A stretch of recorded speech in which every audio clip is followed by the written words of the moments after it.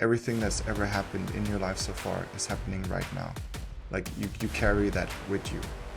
So whenever there's things that are unresolved, those things are also carried with you. Each emotion is like, it is energy, and all energy demands expression. So our emotions, when we don't express them, they build up and they then manifest as depression, overwhelm, anxiety, panic attacks.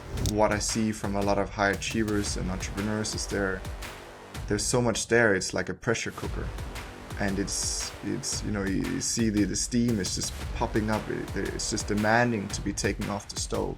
Our guest today is Martin Thomsen, a former national kickboxing champion, innovative entrepreneur, and pioneer in the field of psychedelic therapy.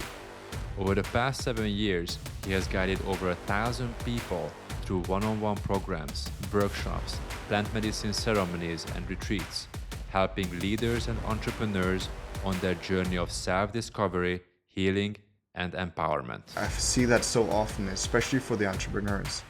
Something happened that was so painful, or it caused so much fear for a 4-year-old or 7-year-old, and they still carry that fear right now. That is the anxiety they wake up and they feel in the morning, that fullness of life, because our emotions is what fuels life.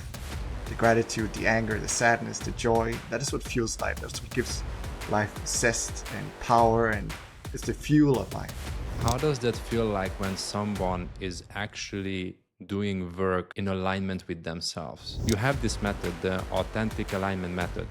How is it different compared to all other typical mindset or performance coaching techniques? What do you think that high achievers and entrepreneurs really struggle with beneath the surface? The biggest thing is to feel. It resonated with me so much what you do, because you bring people back to themselves, right? And then you work a lot with high achievers, entrepreneurs, people who by normal standards they have figured life out, yet they still feel that something is not 100% right. So I wanted to kick this off by asking, what do you think that high achievers and entrepreneurs really struggle with beneath the surface? The biggest thing is to feel their emotions, because in our society there's this thing, it's not safe to feel, it's not safe to experience what we deem as negative. We just want to feel the positive, and most people have never felt safe enough to be able to feel. Like it's because it's not accepted in our society. So once they come into a space where it's safe, where there's no judgment, you feel accepted regardless of what is going on for them, what they're really feeling, then because what happens when we don't feel is it manifests as overwhelm, stress, anxiety, panic attacks, depression. Those are, towards the end. Imagine that each emotion is like, it is energy, and all energy demands expression. So our emotions, when we don't express them, they build up and they then manifest as depression, overwhelm, anxiety, panic attacks. So once we are able to feel all that we feel, and we're all very sensitive, emotional beings, but our world is mostly cut off from that. It's all mind, performance, high achieving, and it becomes very mechanical, very robot-like. So when we're able to begin feeling, then things begin to flow. We begin to come in contact with what's really down there, and we get out of these loops and patterns of overwhelm, anxiety, stress, because we don't allow these emotions to build up.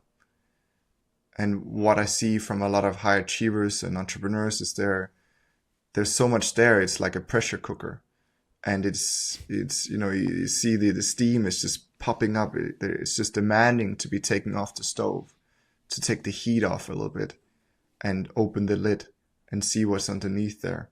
And once we create spaces where people can become present, and feel safe, then we can open the lid and start feeling what's underneath. We can feel the sadness, we can feel the anger, we can feel the shame, the guilt, and the fear. And from that point, there is an opening, there's new choices, there is freedom, there's peace, there's clarity.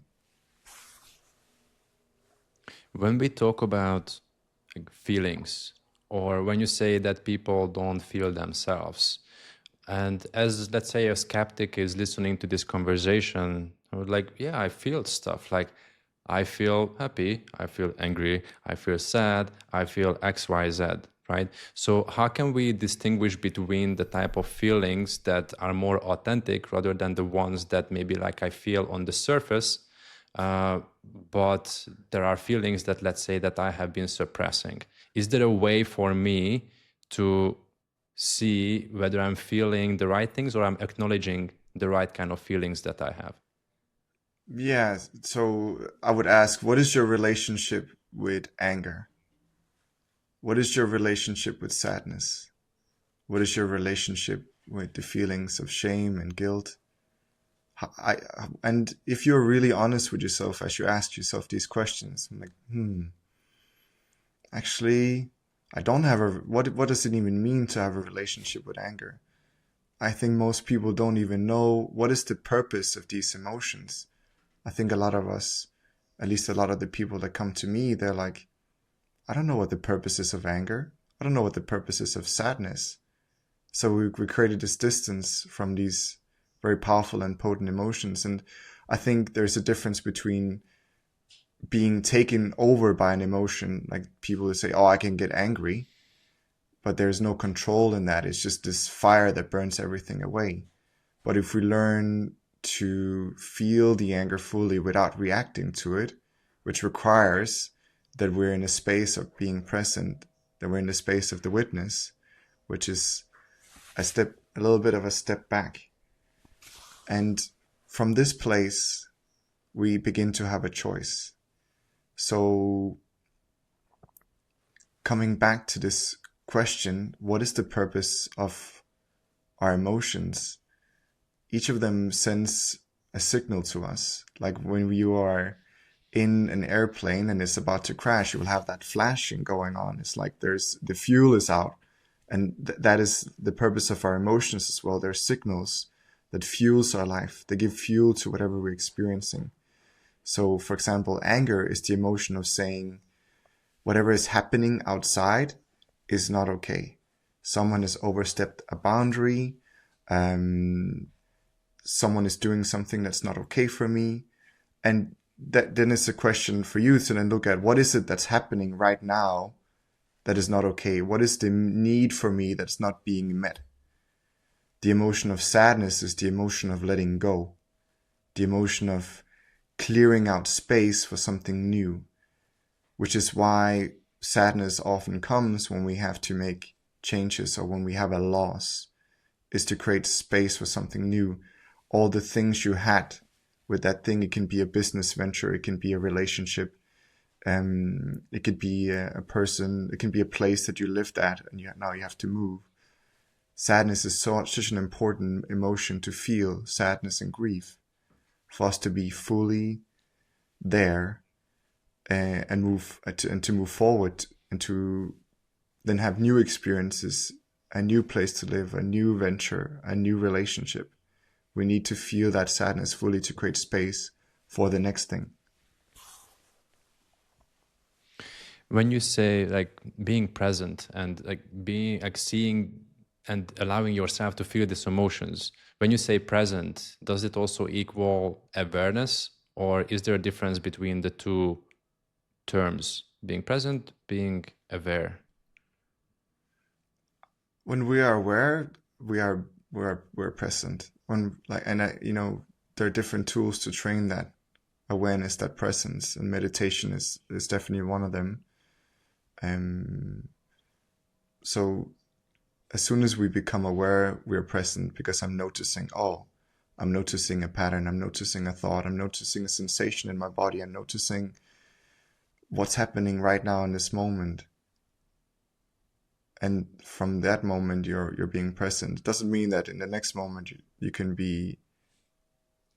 become unaware again, and just things starts drifting. But from the moment you're like, oh, I'm noticing this right now, you're present in that specific moment. And I the work that I do and what I see is it important we continue to cultivate this presence, this awareness. And we do that every day by having some kind of dedication to a practice. It doesn't have to be meditation. It can be journaling, it can be breath work, it can be embodiment practice like shaking or yoga or dance, something that gets you in the body. Because when we're in our head and in our thoughts, in our mind, we're not fully present because we're either in the past or in the future.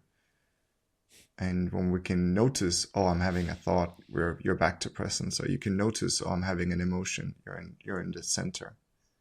So it's, there's something that is able to identify and disidentify.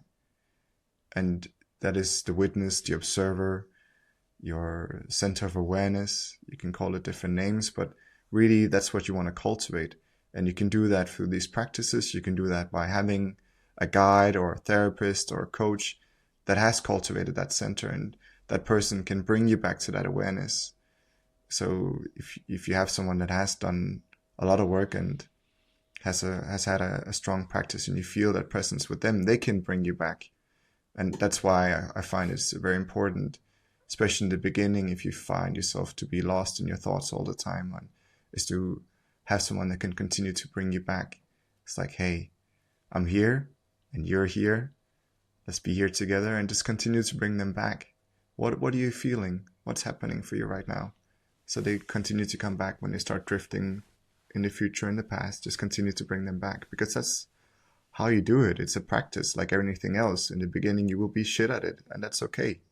But you continuing to come back to building that awareness, then it becomes effortless. As you were sharing this, there were two thoughts that came to mind. One of them is something which I've already mentioned on this podcast before. My partner and I had this conversation. She asked me, what percentage of my time do I spend in the present, in the past, or in the future? And it really got me thinking that what percentage of my thoughts actually are in the past. And I'm not the person who thinks about the past too much. So I said maybe around like 10%. And then, okay, what percentage of my time do I spend in the future? And I said around like 70%, because I think about the future a lot, which leaves only like 20% for the present moment. And I had to come to that realization from that conversation that whatever I'm daydreaming about, as let's say that I have an ambitious project I would like to accomplish, I would like to have this impact, I would like to have this revenue, I would like to build a team, etc., in the future. One point, my future is going to become my present moment. And if I'm not able to cultivate that kind of ability that I am present, I'm only going to experience not more than 20% of the future state that I am daydreaming about right now. And that really opened my eyes that I need to work on that. Otherwise, suddenly my entire life is just going to pass me by me thinking about the future. And the moment I'm there, I'm not even going to enjoy it. Does this make sense? Does it make sense to you? Oh, absolutely. Well, it makes sense to me too. I think most people live their life, and I live my life like that. And of course, I'm not saying I'm present all the time. I think it's important if you realize that living your life and that life is short and you want to enjoy as much of it as you can, is having that commitment to yourself. I'm going to cultivate awareness. I'm going to cultivate my attention. And it happens every day by sitting and showing up for yourself, sitting down or laying down or whatever you do on the mat and meditate, or doing yoga or journal. But it's a continuous daily practice. Spending time in nature, going for walks without any distractions, no phone, no music, no podcast in your ears. You can listen to this one though, but then you put it down and you come back to being present. So it is a practice. It is a skill that you cultivate and you learn. And it's an intention that you set for yourself. You're like, I want to be present because I realize when I'm being present, I can enjoy the moment. And life is short, so I want to enjoy as much as I can. This is what I'm here to do. I'm here to be here right now and enjoying that. And the way to get to that point is practicing every day, showing up for yourself first thing in the morning, not starting your day with checking your phone, starting the day with checking in inside with yourself. And for me, my practice every morning is stretching and meditation, silent meditation. And it wasn't like that in the beginning. In the beginning, I did yoga and then I did breath work because I couldn't keep my mind quiet enough to just sit down and be quiet and just focus on my breath. It was too intense, too much. It was like stepping underneath a waterfall. It was just overwhelming. There's so much going on. But over time and continued practice, years, combined with other tools like therapy and coaching and plant medicines, I've cultivated a quiet place, and also having a continuous practice, I think, is an important part. So imagine that you come into a room and it's filled with clothes, and all that clothes represents each one of your thoughts or each one of the things that's happening. And every time you sit down, you clean out that room. And then when you sit down the next day and when your room has been completely cleaned out, there's just one little shirt there on the chair. You just have to remove that one, and then your room is clean. And you just sit, and you come to that space of peace and presence and spaciousness, where what needs to be known in that moment, that inner voice that's guiding you and directing you, that little whisper, you can hear that one. But it does require that you come in and clean up your room every day if you want to have that spacious awareness. Yeah, I think that's beautifully put. And I think a lot of people struggle with that, and including myself as well, sometimes, actually, like many times, right? Because as you said yourself, there's just so many things happening. And the moment when I feel that I just need to do X, Y, Z, I need to do, and I don't have time to sit down with myself, probably those are exactly the moments when I need to do it. And Yeah. There is no time not to do it.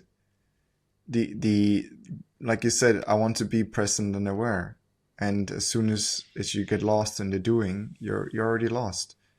As soon as you lose yourself to the demands of the world by checking your email, checking your phone, and begin, whatever you're doing, but just having 10 minutes, 20 minutes checking in with yourself, that's all it takes, really. Then you start your day from your center and not from an external drive, an external push, but you started from where you are at and who you are and what you want. And I think this also beautifully links back to what we started this entire conversation about, that people don't feel themselves, right? And if has anybody questioned that sentence at all, okay, let's do an experiment. You sit down for 10 minutes and you do nothing. Just sit with yourself, feel yourself.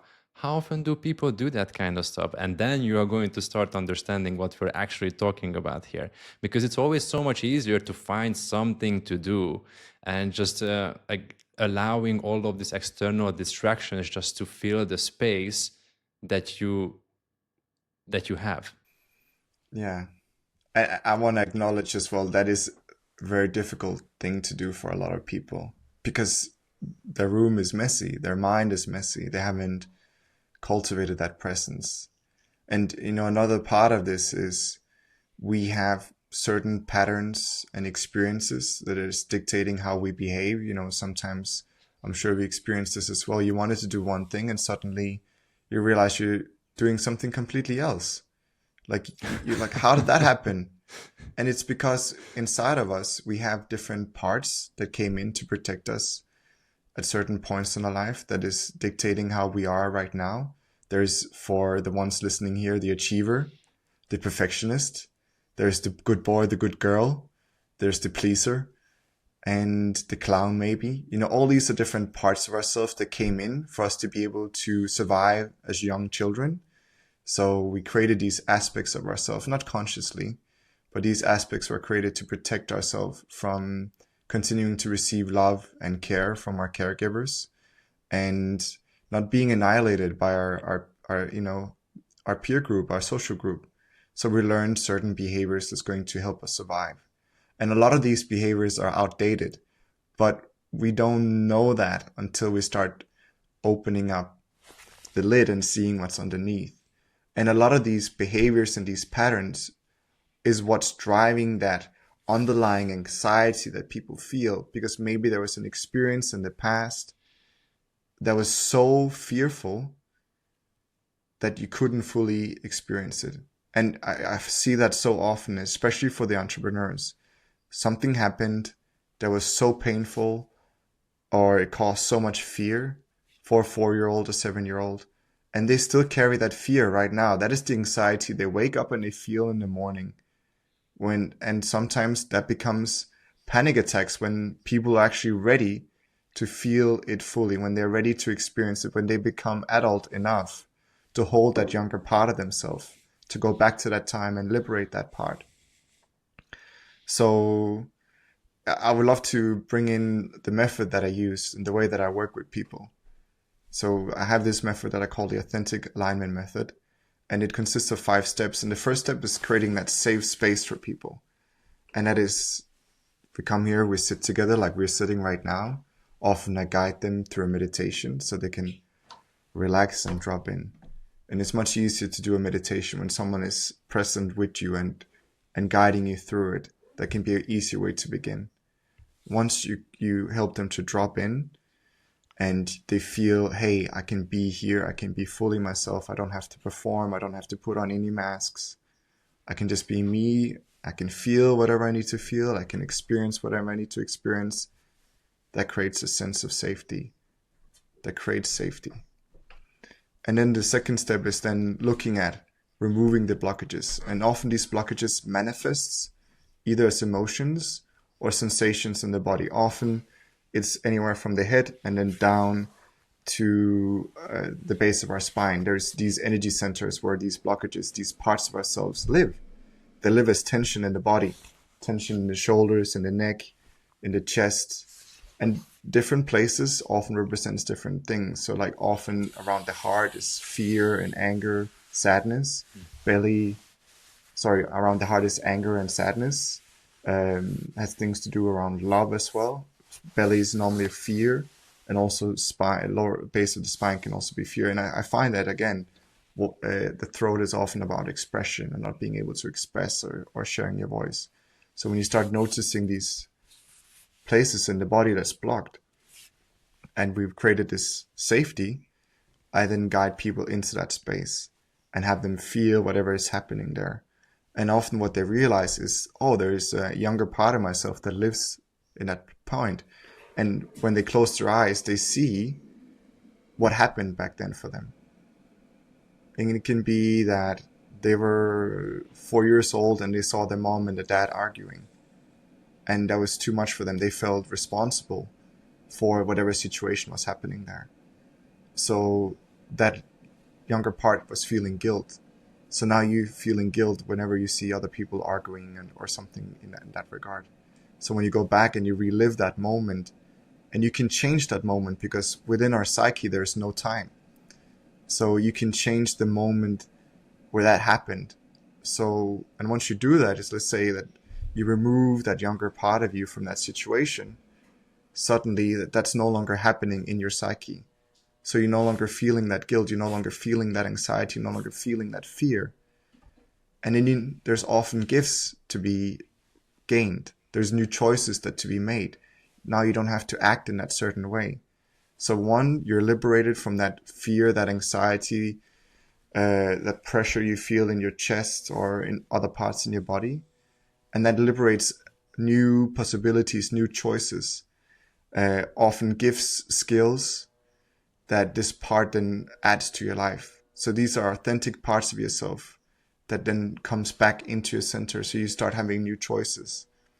And Let's say, you know, I worked with this client the other day who realized he had this critic because of his father always putting him down, always saying it's not good enough. And he realized, you know, this critic, it comes out quite often. It's like I put myself down when I am not perfect, when I'm not doing things right. And coming back and reliving that experience, he was able to make new choices. He was able to realize actually how I want to be moving forward. The emotions, the beliefs I want to invite inside is I am good enough. I am enough.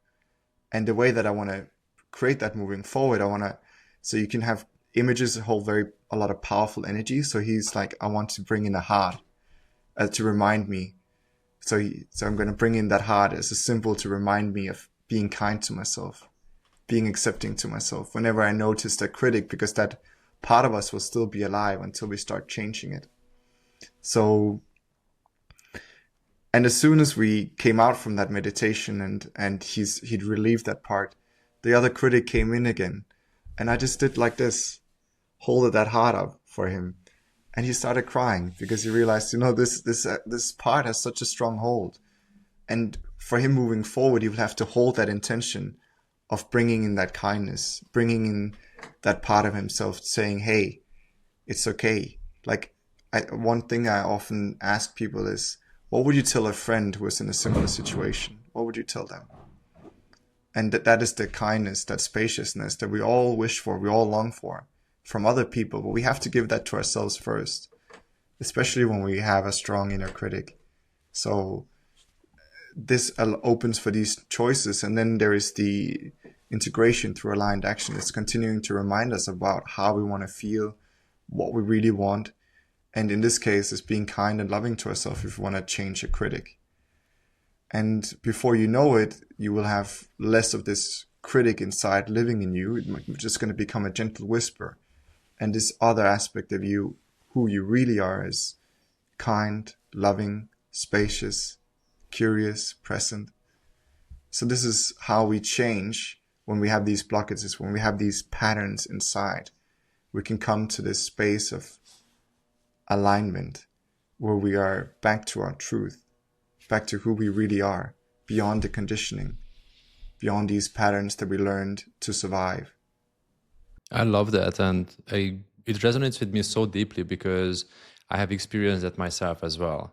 So that was quite a bit of a journey for me to catch some of those thoughts that kind of like creeps into my mind, and I start going down a particular path that's not really serving me. And when we talk about critique, including myself amongst many other ambitious entrepreneurs, sometimes we are our own worst critics, right? And then I started using this story to get people to understand like how bad sometimes your own inner talk to yourself is. That if you were saying the same things to a friend what you are telling yourself sometimes, you would feel ashamed by it, right? And then your words are more powerful than you think. That's literally self-hypnosis that you do there. So if you always bring yourself down, guess what? You are going to create situations for yourself where you can keep on bringing yourself down because that's what's familiar to you. And it does indeed takes a lot of work for someone just to see this through, to catch themselves having those thoughts, whether it's like criticism or even like start being worried that someone doesn't like them or doesn't respect them anymore, right? So this is where you can have a choice whether you operate based on fear or based on love. That's again another technique that my partner taught me, that in a situation I can choose whether I'm going to make a fear-based assumption or I'm going to make a love-based assumption. And I feel that has contributed to the quality of my life tremendously, because what's happening here most of the time is not even going to happen. It's not true. That's just how we were built and conditioned, right? So you have this method, the authentic alignment method. How is it different compared to all other typical mindset or performance coaching techniques? It's through the body. It's embodied. We're not talking about this. I'm actually having people drop in and feel what's going on. They come in contact with aspects of themselves that are lost in time because, like I said, there is no time within our psyche. So they actually go back. We're working in the quantum realm, if you're familiar with that. So for you, when you go back and do that, you're actually changing the reality in the present moment. You're Can you maybe changing. explain that to someone who doesn't know the quantum field or the quantum realm? Yeah, so in the quantum realm, there is no time. Things can exist simultaneously in multiple realms. So that means that everything is happening at once in the quantum realm. So in with this understanding, you have there is inside of you, you're having all the experiences that you had throughout your life. They all live and they're happening right now. So everything that's ever happened in your life so far is happening right now. Like you carry that with you. So whenever there's things that are unresolved, those things are also carried with you. So when you come back and you liberate, you support aspects of yourself that needed support in certain times. You liberate yourself from whatever fear energy, anxiety energy, anger energy that was trapped in that moment. And it gives you new choices. It allows you to be and act in a different way, away from those old conditioned patterns, because our mind is a little bit like a computer. And a lot of the programs running on this computer is programs that was written when we were very young. And the role as an adult and our second adulthood is to rewrite those programs. And we do that through this method. We do that by going through our body. And it's called parts work. It's called internal family systems. It's called soul retrieval in shamanism. This is very intuitive. It's something that happens automatically when we take plant medicines or entheogens or empathogens like MDMA. This happens spontaneously, automatically, when we take these medicines, when we're in a safe and held space. Then we can retrieve those lost aspects of ourselves. We can go back and relive those experiences fully and change the story. And that creates spaciousness and choice inside. Like you said, is I either choose love or fear, and that is again, it's great, and we understand it from the mind, but actually doing it sometimes requires us to liberate ourselves from that emotional weight, because that emotional weight is that driving force that keeps us in this loop. So until we do that, we may not be able to make that active choice. It may not always be available to us because there's still that situation happening in our psyche. Yeah, so through these methods, you bring people back to themselves so they can heal not just the present version of themselves, but also their past version of themselves, if everything is happening all at once, right? Past, present, future. So the choices and the work that we do in the present moment is going to impact everything that's related to us. And because the quantum field is the field of infinite possibilities, right? Yes. So going back to the point that you were making before with the blockages, that the way I understand it is that your energy flows a certain way, and there are these blockages in your psyche stored in the body, and then once you remove those blockages, the energy can flow very differently. So what it tells me is that if the energy flows differently, I can literally shape my own reality. And That's clearly it. the reality I would like to have is the one that's true to me. And the only way I'm able to do that if I'm in alignment with myself, right? Yeah. So I wanted to ask, like, what would be like some of the signs for someone to know whether they are in alignment or out of alignment, even if they are hitting their goals in life? Yeah. So if you're feeling drained, anxious, stressed, overwhelmed, those are signs that you're definitely not on your highest path. If you go through cycles of burnout and depression, those are signs that you're not on your highest path. And one of the things that I feel is important for each one of us is to ask ourselves, what is my definition of success? When do I feel success? What are the 5 or 10 things that I'm doing? When I'm doing these things, I know that I'm being successful. And I remember doing that exercise, and I was like, For me, being successful is when I'm having meaningful conversations, when I'm coaching or doing therapy, when I'm guiding, facilitating, teaching. That's when I'm feeling success. And I realized, it had nothing to do with achieving, it had nothing to do with reaching certain goals, it had nothing to do with making X amount of money, it had nothing to do with having a certain, living in a certain place. It was more about being in a certain way. And I could create that right now. I didn't have to reach $1 million a month of revenue to create that success. I think it can feel very triggering for some people because whenever you ask questions like, okay, like, who are you? Or who are you without your status and money? What's your definition of success? These are questions that we somehow forget to ponder. And then we just move on autopilot. We see the examples that were put at front of us by others, which may be true, like that's their definition of success, but is this really my definition of success? And you immediately internalize it that yes, that's exactly what success looks like, and that's exactly what I want for myself, right? Yeah. Do you think that this also could be a reason why some people, they hit those goals and milestones, and on paper everything just looks great because they got the money, they got the car, they got the girl, they got whatever like modern society dictates what success looks like, yet maybe it was not even true to them? So that kind of like tells me that they are not accomplishing the success that's in alignment with them, right?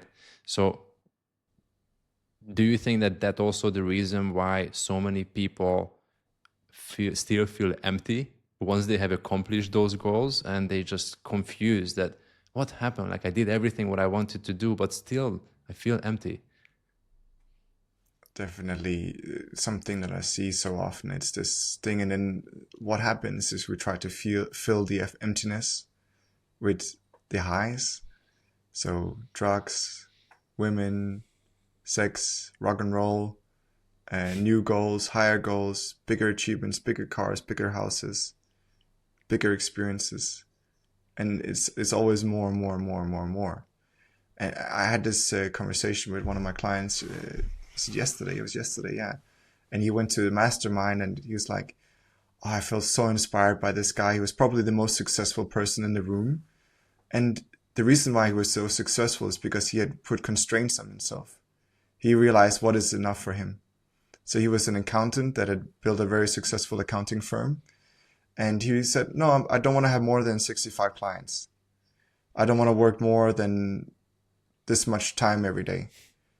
And he had followed what felt true to him. It's like, I realized, okay, if I have more clients than this, I'm going to work myself to the grave. And by doing that, he will also choose much better clients. He's not going to choose, the clients that are giving him less profit, less value, that's going to cost him more time. He can be very selective this way. I'm not saying that is the best way in the beginning. In the beginning, maybe you have to accept more clients than what you want, unless you have a lot of money and capital that you can run on until you build up a business. But once you hit a certain level, a certain amount of success, if you can call it that, there is a time for you to ask yourself, what do I really want? What is enough for me? What do I need to be happy, content, fulfilled? And another tool that I use is the Wheel of Life, which will be different from person to person. But these are all the aspects in your life that you need to feel balanced, happy, content. So that can be, we can divide it into the 3 buckets: relationships, work, and health. Like that would be the main categories. And then you can expand it from there to, relationships you can put into family, friends, and your partner. So you could make them smaller, but let's just say it's those 3. So using something like that is a tool that you can use on a weekly basis. I normally use it on a weekly basis. And that is so powerful to continue to realize what is important for me. What do I need in my life to feel balanced and feel, I feel good, I feel content. And, if your health is lacking, like you score yourself each week from 1 to 10 and how you feel in each area. And it's very subjective how you feel. And then you write down 1 or 2 things you can do to improve the score for the next week.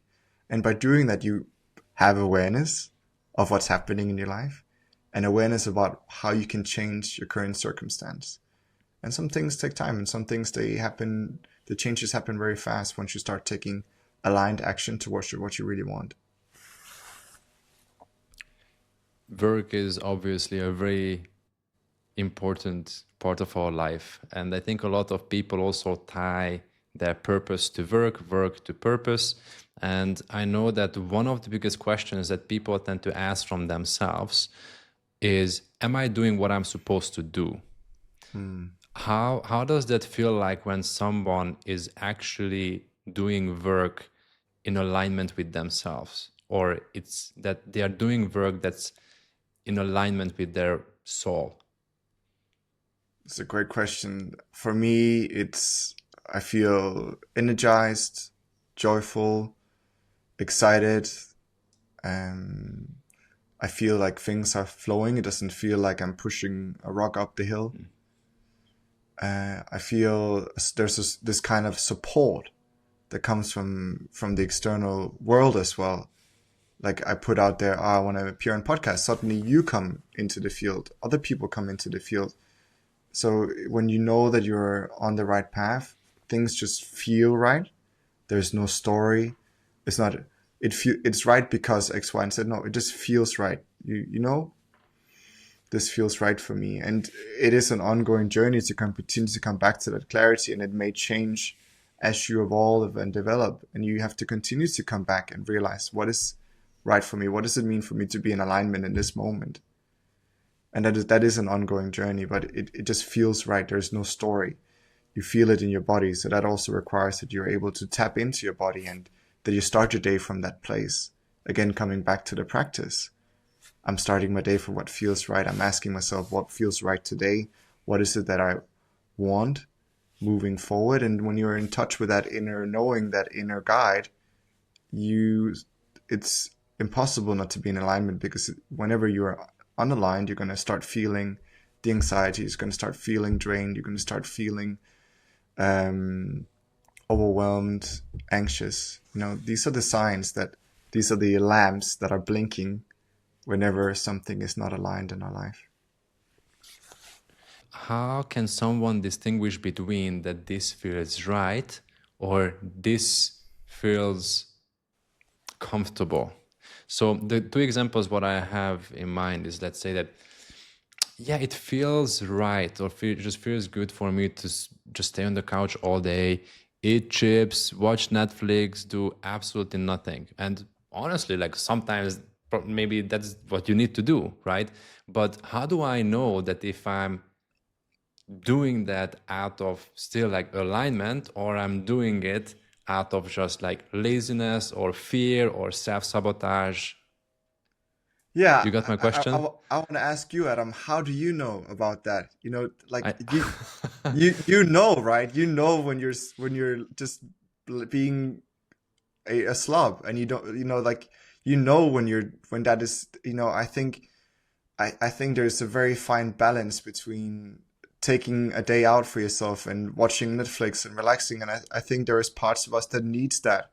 For sure. I do that as well. I love it. But as soon as I'm not loving it anymore, I know it's definitely time to do something else.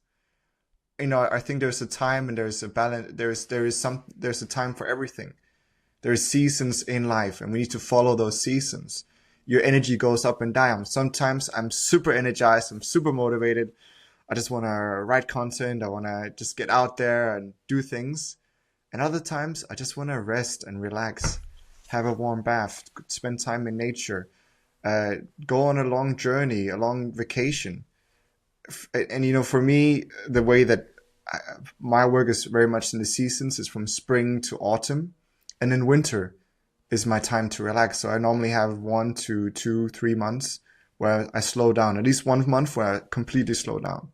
And I think that's so important, because just look at the seasons. In winter, things, they hibernate, they slow down, they relax. And the seasons, the natural world follows the cycles of life. And we also have cycles. We have daily cycles, we have weekly cycles, we have monthly cycles, we have yearly cycles. And if we don't listen to them, we are also going to create resistance within ourselves. I had this conversation yesterday with one of my clients who he's a machine, and that's what he's been receiving his validation and all of that's from. Like, he could just execute and perform, and he built an amazing company and scaled it to 200 people within 2 years, and he's been working with a lot of clients, and he did it just so fast. And because he just has this ability to execute, they tell him, okay, we need a marketing video from you, and he sat down and he's doing the marketing video. And now he decided, this is not what I want anymore. We've been working together for a while, and he decided, this is not what I want anymore. I want to create a different life. I want to create constraints for myself. And as we're talking yesterday, he realized, I've been going and I don't enjoy the filming part anymore because I'm going into that part of me that just have to perform and achieve. And he realized, that creates so much resistance, because if it's not perfect, I get angry with myself. I get frustrated. And yesterday we created a new space for him where he's like, no, this is an interpretation of whatever script that I wrote. And if I don't feel the energy in that moment, I know it's going to come at a later point. Sometimes he said, sometimes I can be thinking about something for a week, a month, and then suddenly I have the energy and I start writing and I start creating it. And when we can come to that place where we are following the flow and the energy, it's just, things become so much more effortless. And there is a time for everything. And the things that are not important, those things will definitely be left undone. And that's perfect. They are not important anyway. I think that's a very important concept for entrepreneurs and high achievers to fully understand, because what happens in most cases is that we are in this push mindset. Even if I have nothing to do, I find some stuff to do and I do not allow myself to rest. But then where is that really going to lead you, right? So very similarly to another example that I usually give is, this is from Naval Ravikant, and he has this concept about whether you operate like a lion or you operate like a cow. Are you familiar with this? No, I can't remember that. No. So the way people work is usually like a cow, that you clock in at 9 o'clock, you work, to do, and then you check out at 5. But if you run your own business, there's always stuff to do. And you just keep on doing like a cow out there munching on grass all day. And even if there is time to rest, they still find something to munch on, right? Versus how does the lion operate? The lion rests, waits for an opportunity to hunt. The moment a gazelle just, dances by, then they notice it. Yes, that's my opportunity. I have the energy. They run, they hunt, they feast, they celebrate. Then after that, what do? They rest. And then they wait for the next moment when they have the energy to again run and execute. And that concept just resonated with me so much, because that's when I realized that I'm a cow and I need to do something about that. Is that still the reality for you? I think it's seasonal. It's an old pattern of mine, so I catch myself better that, I'm a cow again. I need to let myself to rest. I need to get my energy. Or I'm already blessed with some amazing friends in my surrounding. That's why having great friends around you is so important, because there are going to be moments when you are going to lose yourself in the moment or in the season. And if you have the right people around you, they are going to call you out on your own shit, right? I mean, that's exactly what happened to me a few months ago, that Atlas, a mutual friend of ours, pulled me over and he asked me the question, haven't you noticed some patterns that were true in the past for you and you may be doing it again in this week? So I'm like, okay, I know exactly what he's talking about. So yeah, it comes back, but it's a constant work. But eventually, just little by little, you catch myself, one after another time, and then you're just going to get better at that, right? Yeah, I know I love this, and I love this concept of the cow and the lion, because and I love how nature teaches us so much about how it's possible to be. And I think very few of us, especially entrepreneurs, that are, we are creators in some way. We create things, right? And it does require a lot of physical, emotional, and mental energy to create anything. So finding the right opportunity to hunt and then rest again. And it does require us to unlink. This is how it is for me and for many of my clients. It requires us to unlink the part of us that receives validation from doing. That in order for us to be worthy, to be valuable, to be accepted, we had to be doing, we had to achieve. And until we unlink those two things, that I don't need to do to be okay, to be enough, to be worthy, to be valuable, I can just be, and that's enough. When we come to that point, we start having choice. And then we can start making that choice. And it requires us that we realize we're not in survival mode anymore. You know, a lot of these patterns come from experiencing that there weren't enough, or the only way to be approved or being enough was to do. Oh, you're such a good boy. You had such good grades. Or look at you. You're doing so well. So like we received all this affirmation and validation from doing, and never from being. It's like, oh, look at you. You're very good at relaxing. What a wonderful boy you are. What a wonderful girl you are. You know, we don't receive that kind of validation. Maybe that would be great moving forward, that we can say, hey, you know, I really see you when you need to show up and do the work, you're showing up and doing the work.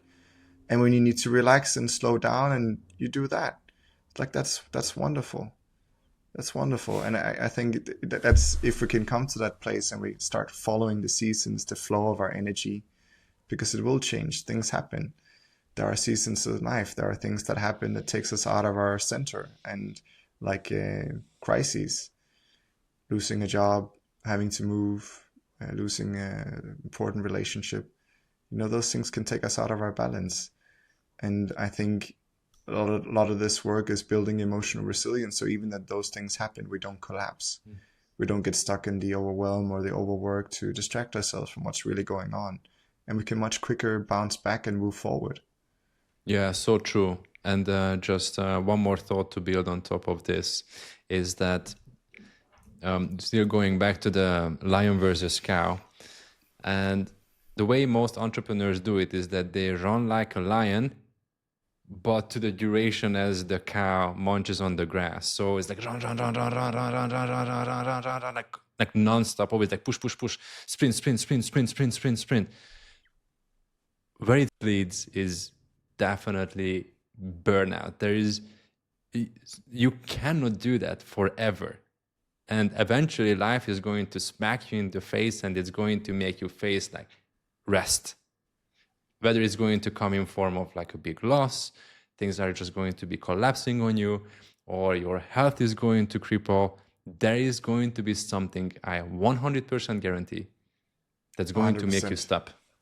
Yeah, it's like we get these signs, and first it's a gentle whisper. It's, you know, starting to feel a bit tired. You notice you start drinking a little bit more. You start wanting to smoke more marijuana, or having drugs, or more things. Like you doom scroll when you finish work. You know, those are some of the signs.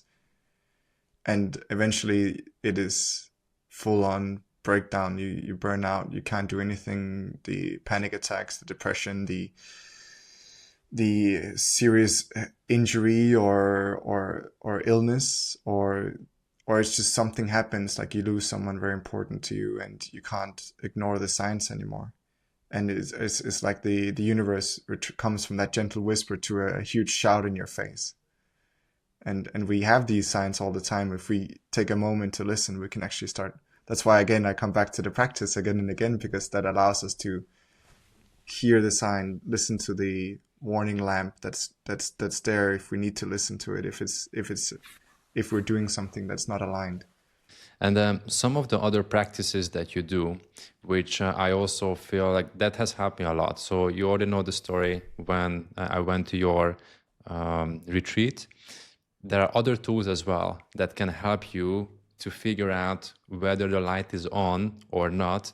That like, hey bro, like you're walking the wrong direction, like something is off here. Deep down inside, you know it, you feel it, but you don't even take the time to slow down, allow yourself to rest, be aware, reflect on the situation, because you're always in this survival mode and go, go, go mode. So can you please tell us about some of the other methods, tools, practices that you use, such as psychedelics, mindfulness, like shamanic tools? How do they help people to find the deeper sense of purpose and clarity? Yeah, where to begin? Where to I f- begin? where to begin? I find for some people they're able to drop in and we can start doing the work straight away. I find that some of the most powerful work is happening in normal waking consciousness, meaning, we're not ingesting anything or we don't need to do anything. We can just sit like we're sitting right now, and through a guided meditation or a little breathwork session or a shaking meditation, something that gets them in their body, can be enough to begin accessing what's happening underneath.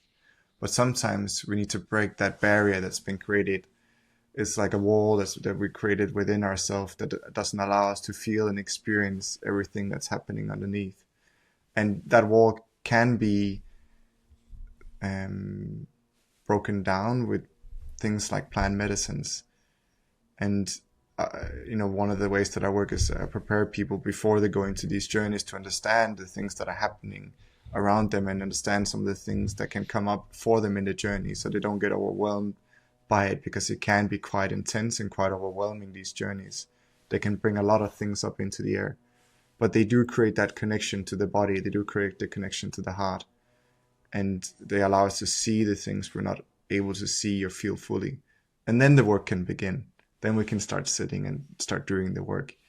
So I find that these tools can open the door, and then the integration is sessions or continuing to show up for themselves every day with journaling, meditation, breathwork, joining a men's or a women's circle, going to spaces where they are safe to feel and to be all of themselves. And they have to find those communities. That's a very important part, is to be in a community where you can be with yourself fully, where you can be yourself fully. It can also be friends. It doesn't have to be a wider community. It doesn't have to be a mastermind, a men's circle or a women's circle. It can just be having one or two very good friends that you feel you can be completely yourself with. And I think that that's important. Other tools is nature. Nature is one of our greatest teachers. If we can go out, let our phones be, and just be in nature, walk, lay down, look up into the treetops. That is such a great teacher to slow down and quiet our minds. It's not by filling it all the time with things. It's like when you show up in the morning with your practice or going in nature, is you emptying the garbage that's inside your mind that continues to build up. You need to empty that on a regular basis to keep that clean mind. In Taoism, they call it disciplining the mind. And we all need to do that to come back to that presence. So these are some of the tools that I found. There's shaking as well, dance. There's so many tools that can bring us back to our bodies, bring us back to the present moment. But in the end, it's not just the one time, it's the ongoing practice. It's the ongoing work with someone that is already cultivated that awareness that is going to make the real change. So if you don't have the discipline to do it yourself, to show up consistently, I would definitely recommend hiring someone, working with someone that has done that. And if you feel it's too overwhelming and too difficult, find someone that can guide you, either preferably in a ceremonial and sacred context with these powerful teachers. Find someone that is combining the Western psychology and mindset, so they're doing preparation and screening, because it's definitely not for everyone. If you have psychosis, bipolar disorder, or schizophrenia, either yourself or in your close family, there's a high chance that this can trigger this for you as well. If you're taking any antidepressants or any medicines, it can have negative consequences. So these things are important if you decide to go the pathway of psychedelic medicines and plant medicines. And also that there is support, aftercare support, there is integration support afterwards, so that you are being helped to understand the insights that came for you during these journeys, because a lot of them are in symbols and images. Often it's less about what you see and it's more about what you feel. Sometimes visions can be distractions from actually what's really the important message. And I find someone has an experience that can help you through the integration of these journeys, the making the insights from your journeys real, is so vital.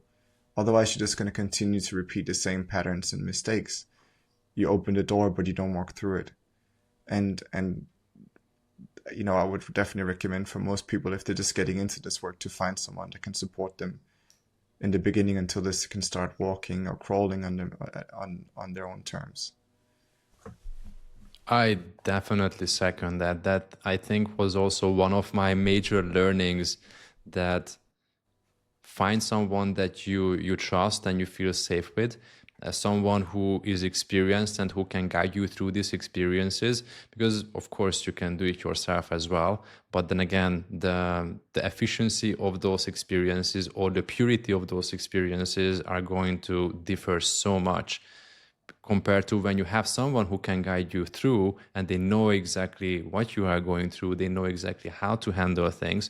You can immediately strip off so many fears that may come with the lack of unknowingness what exactly is going to happen throughout these practices and experiences. Can you think of someone that you have helped, you have worked with, someone who used one or multiple of these methods that has accomplished some like major breakthroughs throughout these practices? Yeah, I can think of a few. So,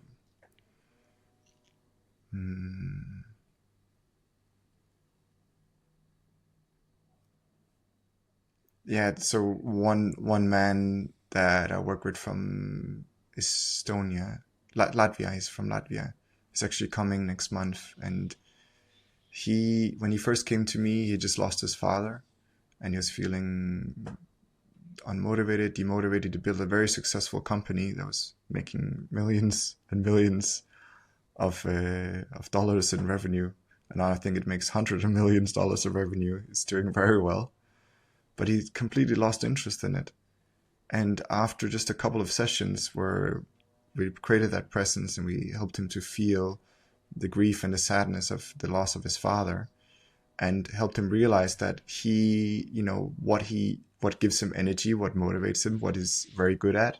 And I think that's an important part of purpose, is whatever our purpose is. I believe we all have this unique blueprint within ourselves, things that we're very good at, things that are naturally comes easy to us and fulfills us.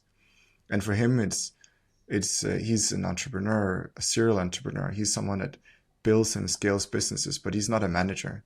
He's not the CEO of the business. That's not where his qualities lies. So he realized he'd first built a business, which he really enjoyed and is super excited about.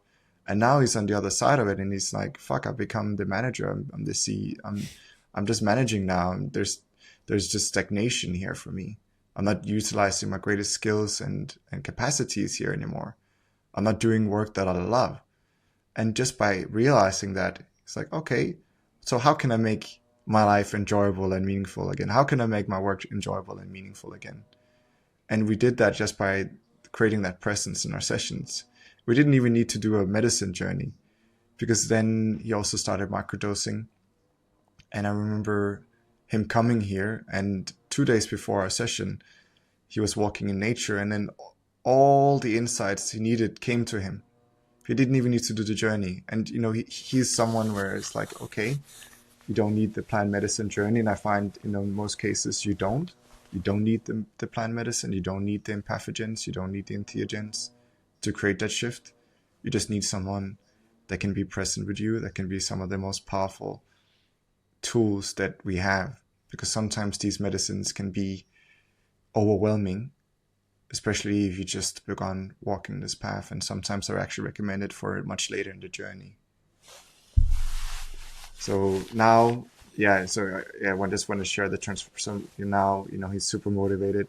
His business is even more successful than when we stopped working together, and he's just coming now because he just want to spend time, and there's so much gratitude there. He also moved, so now he's living 6 months in Spain and 6 months in Latvia. So it's been a big shift for him as well, like that. So it just changed so much in terms of, what is it that really gives me meaning? What is it that really gives me joy? Spending time with his family and creating more space for that is also another thing that he started doing. So just little shifts can make such a huge impact in someone's life. It doesn't require you to leave everything that you know and your family and everything in order to find what is truly meaningful and fulfilling. So I think that's a very powerful story to share. Definitely.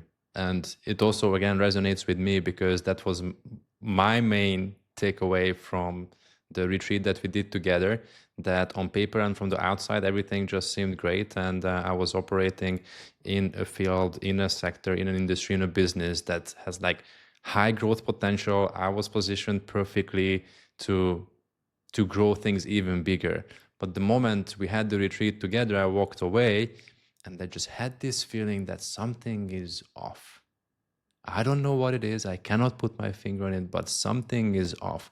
I feel that I'm not doing what I'm supposed to do. And I tried to find the rationale behind it. I couldn't.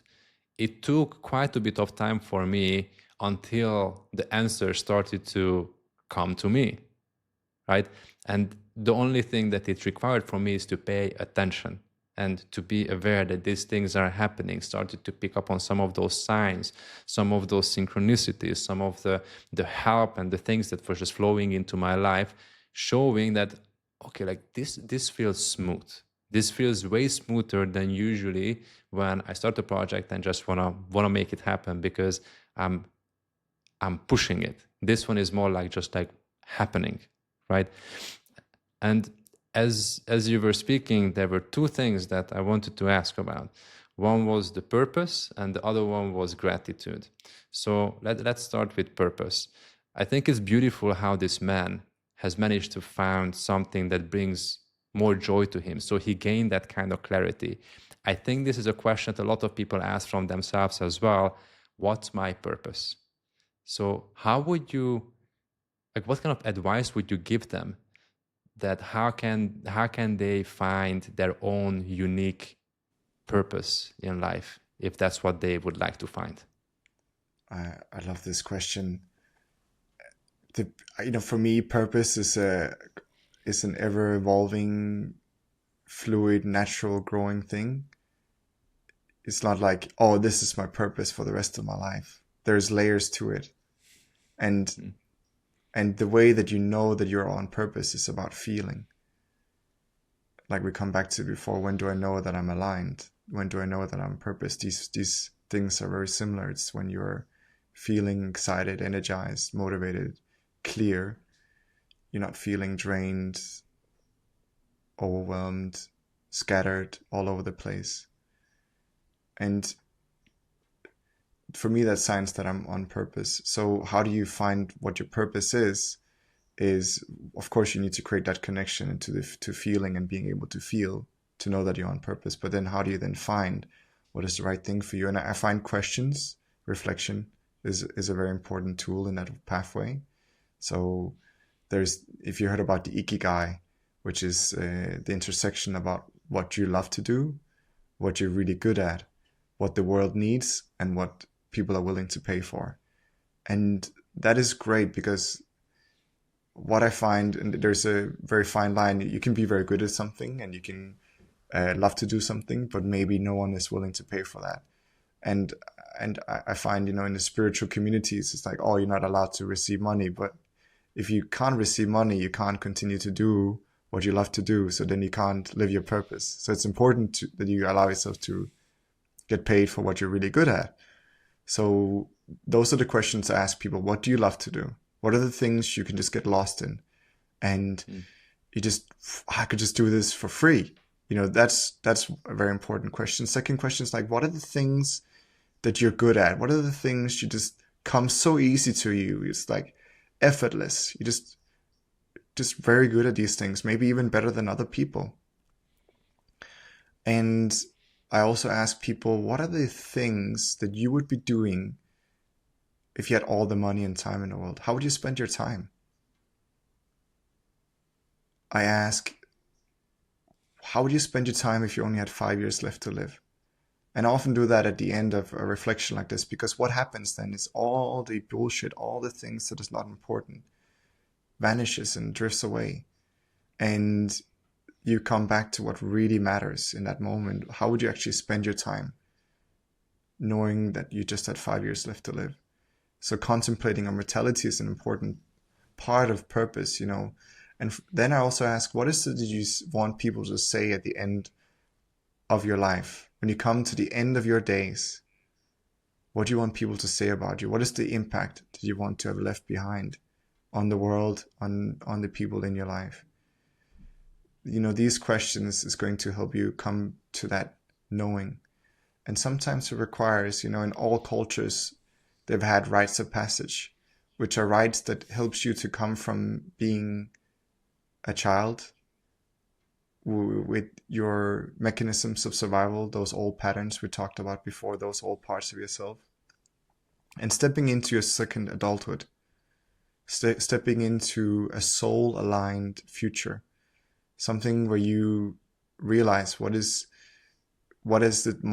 I here to do? What is my unique place in the world? And I believe all of us, and that is what purpose really is for me, is finding your unique place in the world. And often it can be a physical place. It's beyond just, feels like soul aligned work. It can also be a physical place, a place for you in a certain community, and the gifts and skills that you offer to that community. And it is an ongoing journey of testing and trying out different things and seeing what works and what doesn't work.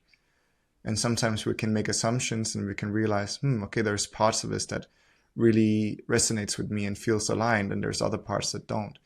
Like, just to give you an example, I remember when I came to Lisbon, I started doing these breathwork sessions once a week, and it was just, it was burning me out. It was taking too much of my energy, so I stopped doing that. Same, I was doing these microdosing walks in nature once, sometimes twice a week, and that was too much as well. So being on purpose is also finding the right cadence of the things you really enjoy doing. So while I loved facilitating these very potent and powerful experiences, I couldn't do them as often as I was. I had to find a different cadence, whereas maybe every 2 weeks, every month. So, sometimes you can find things that are aligned with your purpose, but you also have to find them in the right quantity and in the right time and right flow and the right intensity. Because you can do what you love, but there's some things that, you need also time and rest between them. And, I think being on purpose is to continue to find out what is the right balance for me today. It's a fluid size, it's organic, it's like nature, the seasons, again, coming back to that. So the questions, getting in touch with your body, what feels right, and continuing to adjust after the feeling, continue to adjust. I'm not saying we should seek like the joy and all of that is what we should seek all the time. We need to learn to embrace all of it, because that's part of, for me, being on purpose is to live and embrace the full human experience. And that is the light and the dark. That is anger and joy and sadness and excitement and all these different emotions, and being able to hold the fullness of life. And once we can come to that place where we can embrace all of it, we can really be and live our purpose. Because I believe, we're here on this planet to have a certain experience. I do believe we have free will as well. We can choose, but there is a path for us that we have maybe created before we even came into existence, that feels aligned, that feels fulfilling, that feels filled with joy and love and exciting and juicy and whole. And that's for me living our purpose at its pinnacle, at its peak. That's how we feel. It's like, wow, at all. Gratitude, just so grateful for each moment. I shared with you before we turned on the microphone that yesterday I've been looking for uh, my personal guide, because I'm guiding others, I also need guiding myself. I need someone that I can speak with in a completely non-judgmental space, and I can work through my things as they come up. And I remember having the conversation with someone yesterday. I was like, wow, this man, he works so similar to me. We think in a very similar way. And this is exactly what I was looking for. And I just felt so aligned that I cried from joy. I cried from gratitude. And it just felt so meaningful, so wild, that the world can be so perfect in that way. And for me, that's when I know that I'm living my purpose. I'm in alignment. It's when I just live that joy, live that gratitude, live that feeling of appreciation and awe and wonder in each moment. And I feel very emotional when I share that. Thank you for sharing that. And I think that was a beautiful answer to a very important question, because sooner or later this question is going to come up for most people, at least. Just a comment on the Ikigai, right?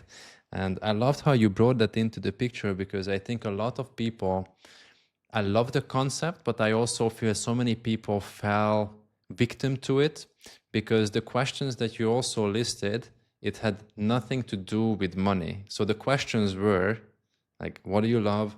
What are you good at? And of course, like, taking care of our material needs is also important. But this is where I feel that some people kind of take the wrong turn, that they love something, they enjoy something, brings them so much fulfillment and joy and happiness, but they cannot monetize it, and they start forcing it. And then even if they succeed with that, then suddenly the things that they loved at the beginning becomes the job that they hate, right? So I think that's something that we just need to be mindful of, because Ikigai itself as a concept, it what's his name? Mark Wynn is the one who created it. He actually merged two concepts, which was the Ikigai and another Venn diagram that we are familiar with. And Ikigai actually means kind of like almost the opposite, that you find fulfillment and joy in the moment itself, whatever is like true to you. And I think that beautifully comes across through the Japanese culture itself, that you see how particular about how they build their gardens, like how they move the sand, all of that, because they find fulfillment and joy in those moments. And you don't necessarily have to monetize it. That's okay, do something that takes care of your material needs. But if you find something that you love and joy and gives you energy, and you feel that you're in a flow state for that, it's not a must to figure out a way how to monetize that.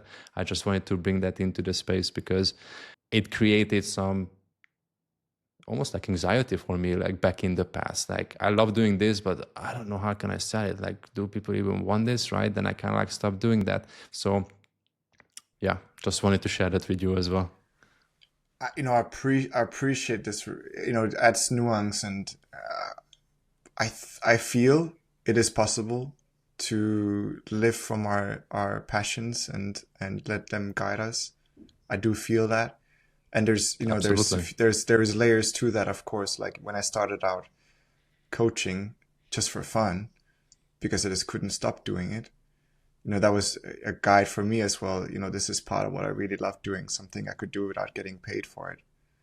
And there was a part of me that didn't believe, because I come from Denmark and we don't have a big culture of coaching. It's much bigger in other parts of the world, like the US.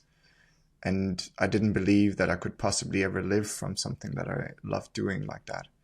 And I had to step over certain boundaries of and learn certain skills in order for me to actually successfully be a coach or a therapist. I had to learn, one, to package what I'm doing and ask for money for what I was doing and value that, put a price tag on that, enough for me to live comfortably. So I had to acquire certain skills in order to take the other two boxes. One, making it something that people are willing to pay for, showing that there's a transformation in the work that I offer, and also making it accessible, like making it a way that people can actually pay for it. Can I receive money from other people? So there's something there. Can I ask for that? Can I ask people for that money? There's often blockages I feel for some people that are starting to step into their soul aligned work. It's like, oh, and again, this is another spiritual thing that comes in. It's like, oh, I can't ask money for healing people or supporting people, or you shouldn't ask money for that. It's like, yeah, I should, because otherwise how I'm going to pay my bills, how I'm going to show up and be the best person I can be for you and do the best work I can do if I'm not asking for money. So I do believe we can, like the Japanese is such a brilliant example of perfection and art. Like they have natural things they gravitated towards, and they become so good at doing it. The things that are naturally pulled towards, naturally gravitating towards, they turn it into a complete art where they just get lost. And it's so beautiful.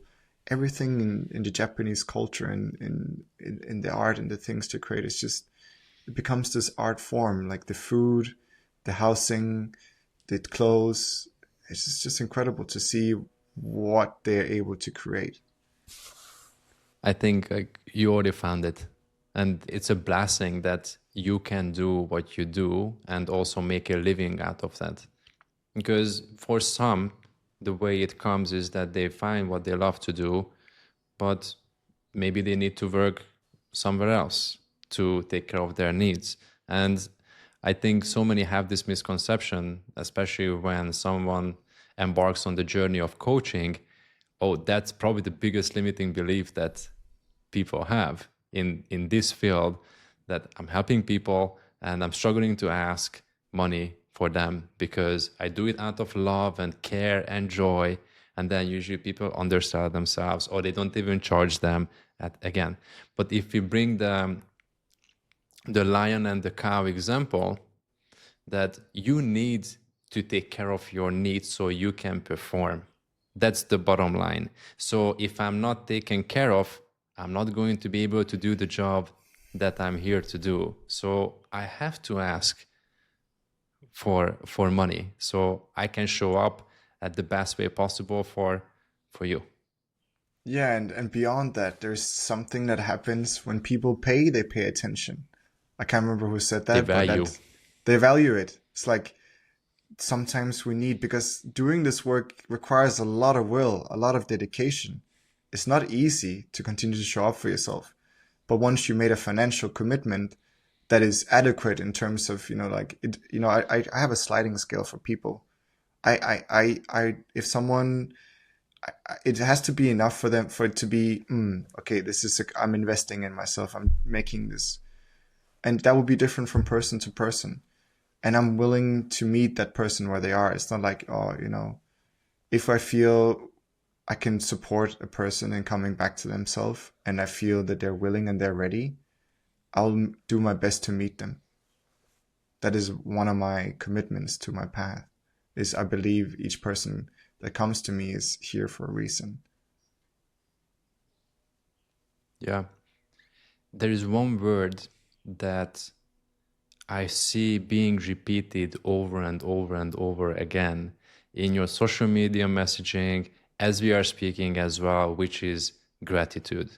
Why do you think that gratitude is such a powerful tool that it's worth bringing it into the space and mentioning it to people? So for me, gratitude is a practice. It's a prayer. It's how I want to live my life. And I remember seeing this back in 2016. I remember seeing the practice of gratitude, and I remember people sharing how important it is, because really what you're doing is you're changing your mind to see the blessings all around you. You're continuing to see and look for the blessings. if I ask you to look for all the negative, all the darkness, you're gonna look for that, and our mind is trained for that automatically. I think we're far more times likely to focus on the negative versus the positive, which is why our news are mostly focused on the disasters and the chaos, because that's what grabs attention and keeps us hooked in. And so we really have to make an effort in focusing on the positive and focusing on the gifts and the blessings that is in life. And for me, the blessings, when you start noticing them and you have a daily practice of writing down what you're grateful for, saying it, or saying thanks to people when you see them doing an effort, that makes such a huge difference in how you feel, in appreciating the life that you have, and you create that openness to receive more, because you start looking for it. You become a magnet for that. And for me, it just gives me so much joy. And it's just a reminder that, oh, even when I experience things that are challenging or dark, or I know that these are blessings as well.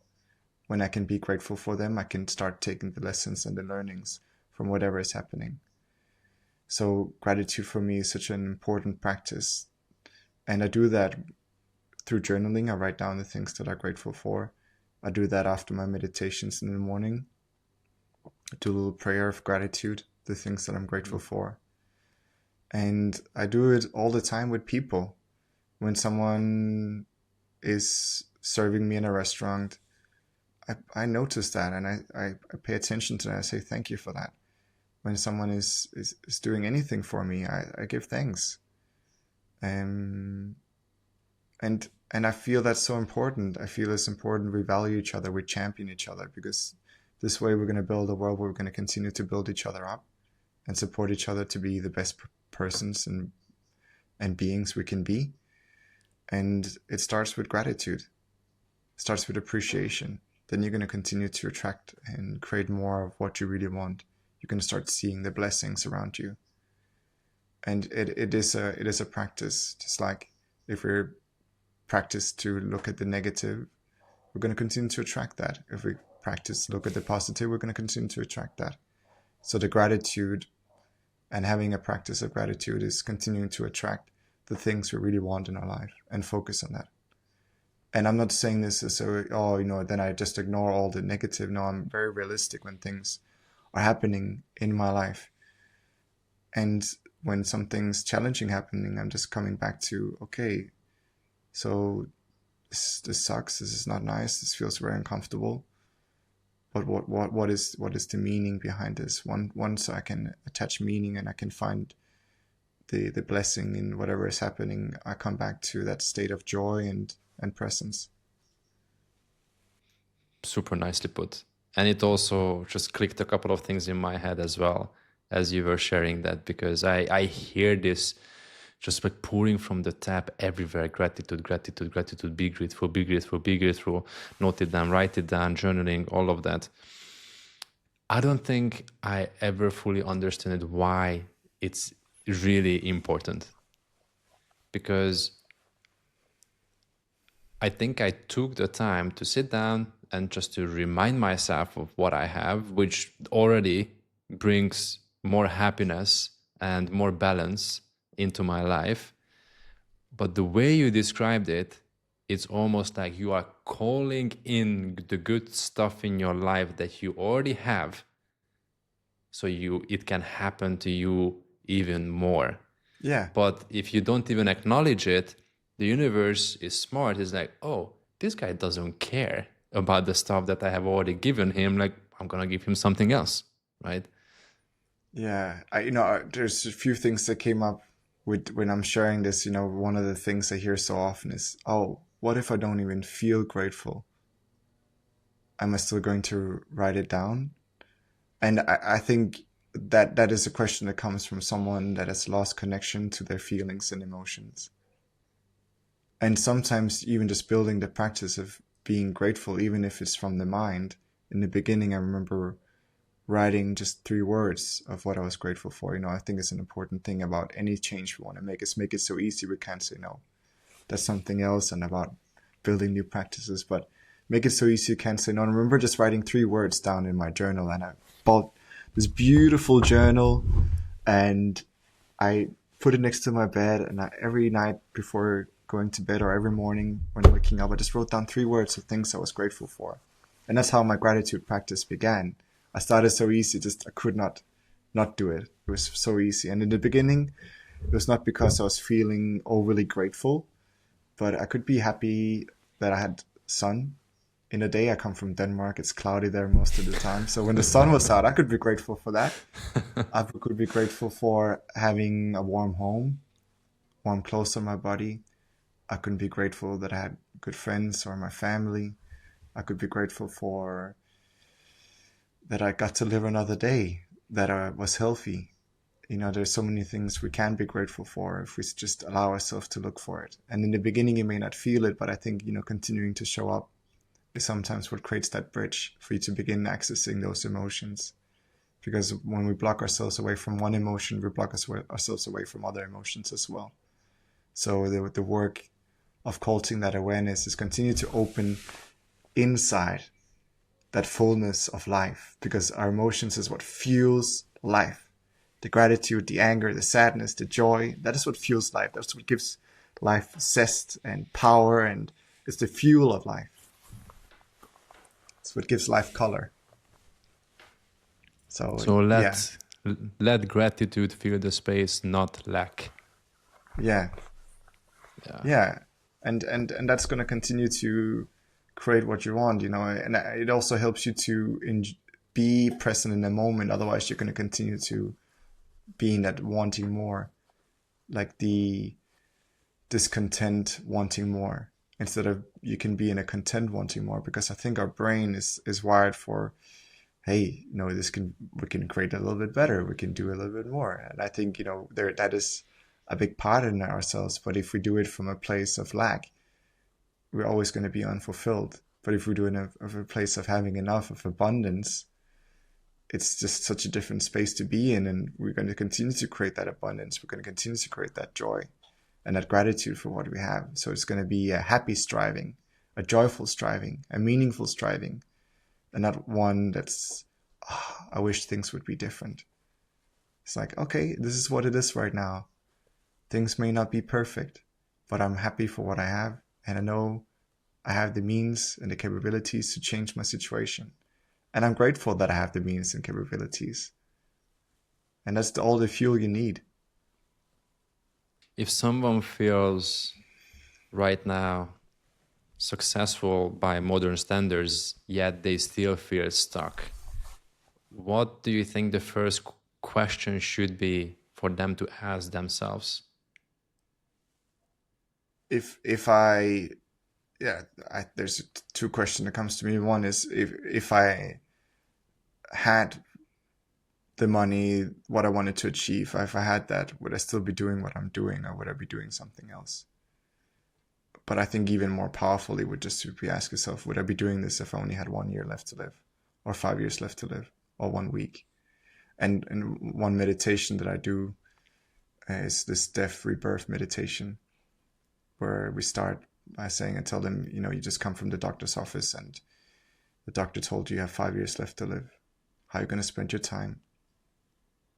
What's going to be meaningful and fulfilling during this time? Who are you going to spend your time with? Where are you? And I guide them further down. So then it's 3 years, 1 year, 6 months, 1 month, 1 week, 1 day, 3 minutes. And just for them to see how things change during that time, it really brings them back to what's most important. And then what I love at the end is for them to come back, they have to make a commitment, they have to make a contract that they write, in their inner self. They see what it is that they're here to do. What is it that the impact that they're here to have in this world? For a mother, it's to be a good mom, maybe. For a dad, is to protect and support his family. For an entrepreneur, it's maybe to impact 100 million people. I don't know. But that is so powerful. Is contemplating your death in terms of, if you're just had that amount of time left to live, would you really be doing what you're doing right now? It makes us realize how valuable our time is, and that we can't just waste it away, because time goes so fast, and we may just have this one life, at least in this form. If you could install one habit in every single person on earth in order to elevate the quality of their life or the level of happiness that they experience in their life, what would that habit be? It would be a habit of starting their day from filling their own cup. So whatever that would be for you, I don't know. For some people, it would be sitting in silence.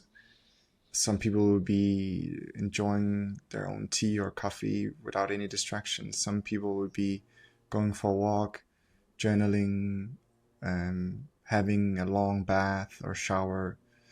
I don't know what it is for each person. I think it's important we ask ourselves that question. What's going to fill my own cup? What's going to make me start my day from my inner knowing, my inner being, my inner guide, and what feels true to me?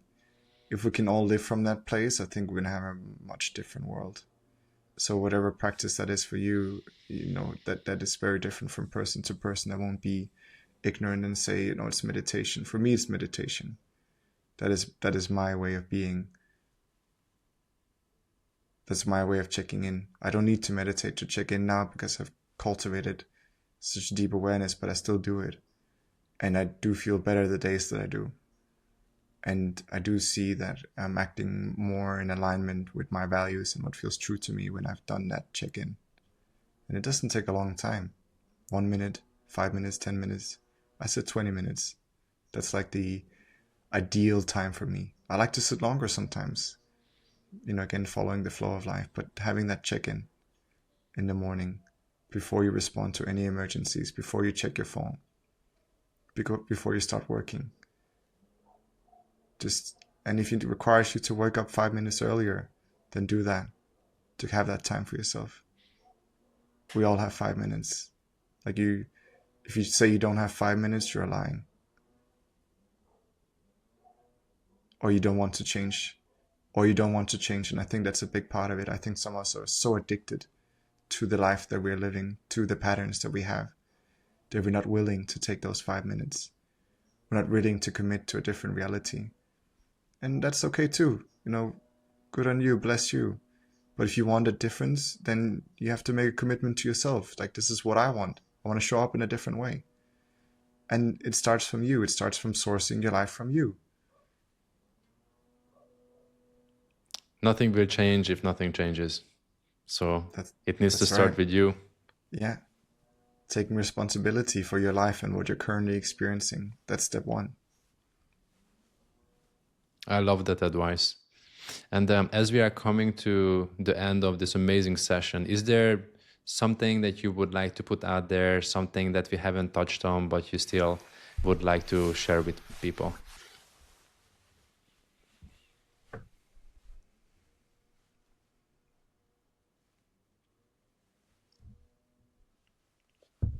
Yeah, so in a world where we don't have any rites of passage, I would invite each one of you who's listening to find what would be your rite of passage. What would be something that would challenge you and help you to step away from your community just for a while, to find who you are without the conditioning, without what people are telling you. And it could be a retreat. That's why I offer the retreats that I offer. And one of the works that I do is rites of passage, like the plant medicine journeys is a rites of passage for a lot of people. I offer a men's retreat as well, where there's different things that happens during this retreat that brings these men back to themselves. And one thing that I'm moving forward focusing on is survival expeditions, because nature is such a powerful teacher. By going into the wild, we explore and experience the wildness of our inner world.